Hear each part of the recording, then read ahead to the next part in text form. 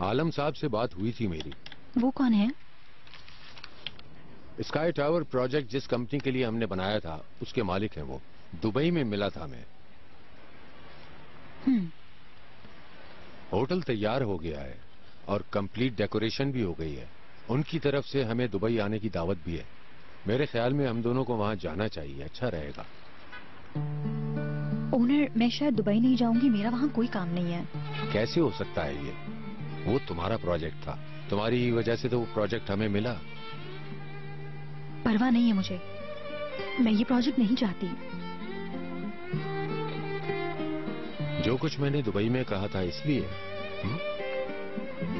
उस वजह से भी और भी काफी कुछ है। मैं दोबारा दुबई नहीं जाना चाहूंगी। शहरजाद, हमें जाना चाहिए। ओनर, मैं जो बातें भूलने की कोशिश करती हूँ आप बार बार क्यों याद दिलाते हैं? क्या हम दुबई साथ नहीं जा सकते? बिल्कुल नहीं। मैं अब दुबई कभी नहीं जाना चाहती हूँ। ठीक है, मैं मजबूर नहीं करूंगा। अब अगर तुम नहीं जा रही हो तो मैं भी नहीं जाऊंगा।